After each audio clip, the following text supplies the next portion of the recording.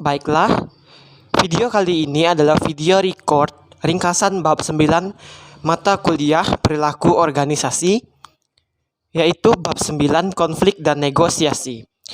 Sebelum memulai lebih lanjut, pertama-tama saya akan memperkenalkan diri terlebih dahulu. Nama saya Herculanus Trinanda Gerhana, NIM atau nomor induk mahasiswa 19104168846, kelas A1 pagi, Prodi Manajemen, semester 5, Fakultas Ekonomi, Universitas Pancabakti Pontianak. Mata kuliah perilaku organisasi, dosen pengampu Pak Adi Mersalin SEMM. Langsung saja ke ringkasan bab 9 konflik dan negosiasi. Dalam organisasi terdapat berbagai jenis karakter sumber daya manusia yang berbeda-beda. Ketika terjadi interaksi antara orang-orang maupun kelompok, maka akan ada potensi munculnya perbedaan dan pergesekan. Perbedaan ini seringkali memicu timbulnya selisih paham antar karyawan sehingga menimbulkan persoalan. Jika persoalan ini tidak diselesaikan dengan baik, maka akan berdampak pada efektivitas perusahaan dalam mencapai tujuannya. Konflik yang berlarut-larut dapat menyebabkan dampak negatif terhadap organisasi. Dalam pengambilan keputusan yang tepat terhadap konflik dapat dilakukan dengan negosiasi dengan mempertimbangkan perbedaan pendapat, harapan, minat antar individu maupun kelompok. Pengertian konflik. Konflik berasal dari bahasa Latin yaitu confere, yang memiliki arti saling memikul atas. Konflik merupakan sebuah keadaan di mana seorang atau kelompok memiliki persepsi yang berbeda dengan pihak lain. Menurut kampus, bahwa konflik sebagai anggapan bahwa adanya pertentangan kepentingan antar pihak yang satu dengan pihak yang lain secara negatif mempengaruhi Conflux 2011. Pandangan tentang konflik.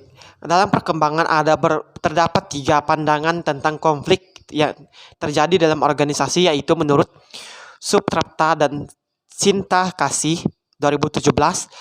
Yang pertama, traditional view of conflict atau pandangan secara tradisional. Yang kedua, behavioral atau konflik berdasarkan pandangan hubungan manusia. Dan yang ketiga, intra-conflict view of conflict atau pandangan intrakonsionisi. Konflik fungsional dan difusional.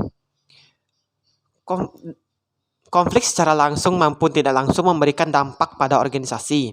Dampak konflik fungsional dan difusional dijelaskan sebagai berikut. Yang pertama, fungsional. Konflik fungsional merupakan konflik yang bertujuan untuk mencapai tujuan organisasi atau kelompok.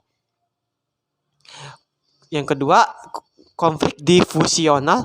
Konflik yang menghalangi organisasi atau kelompok untuk mencapai tujuannya. Menciptakan konflik fungsional dilakukan agar merancang aktivitas individu maupun kelompok sehingga perlunya penghargaan terhadap perbedaan dan menghindarkan adanya hukuman penghindaran konflik. Proses konflik. Untuk memahami konflik, maka dapat dijelaskan proses konflik yang terdiri dari 5 tahap, yaitu 1. Potential of pursuit of information atau potensial pertentangan atau ketidakcocokan terhadap tahap 2 condition on personalization atau kognisi dan personalisasi. Tahap ketiga, internation atau maksud. Tahap keempat, behavior atau perilaku. Dan tahap kelima atau outcomes atau hasil.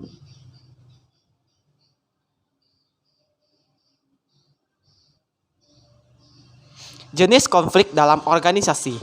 Konflik organisasi terjadi di beberapa tingkat dan muncul dalam bentuk yang berbeda. Berbagai tingkat dan jenis konflik seringkali memiliki sumber dan akar yang berbeda. Memahami tingkat dan jenis konflik dapat membantu seorang mendiagnosis konflik dan mengelola konflik secara efektif.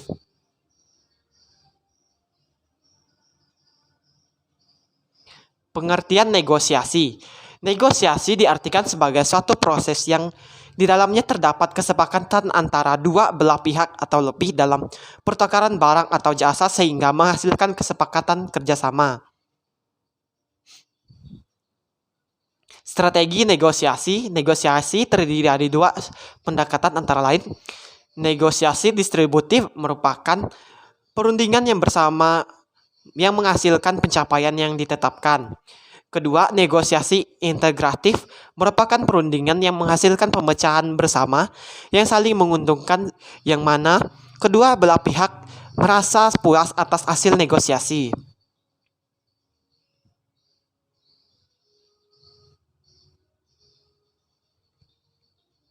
Perbedaan individu dalam negosiasi. Perbedaan sifat dijelaskan sebagai berikut. Yang pertama, kepribadian dalam negosiasi. Sifat seorang dalam menegosiasi akan berpengaruh terhadap hasil dari negosiasi tersebut, seperti sikap introvert seringkali gagal dibandingkan dengan sikap introvert. Perbedaan gender. Sikap dalam negosiasi dapat dipengaruhi oleh perbedaan jenis kelamin. Ketiga, perbedaan budaya. Gaya dalam bernegosiasi dipengaruhi oleh budaya dan kultur. Negosiasi menggunakan pihak ketiga. Terdapat 3 peran dari pihak ketiga, yaitu mediator, arbitrator, dan konsiliator. Mediator merupakan pihak ketiga yang bersifat netral, yang berfungsi untuk memfasilitasi penyelesaian negosiasi dengan menggunakan penalaran, pembujukan, pemberian usulan, dan saran alternatif sesuai dengan kapasitas sebagai fasilitator. Kedua, arbitrator atau wasit merupakan pihak ketiga yang selalu menghasilkan penyelesaian dan memiliki wewenang memaksa agar terjadinya sebuah kesepakatan. Konsiliator atau perunjuk merupakan orang atau pihak ketiga yang percaya dan netral yang bertugas untuk menjabani proses komunikasi antara kedua belah pihak yang bertentangan. Yang keempat, konsultasi merupakan pihak ketiga yang memiliki kecakapan dalam menyelesaikan persoalan maupun memfasilitasi pemecahan masalah dan substansif.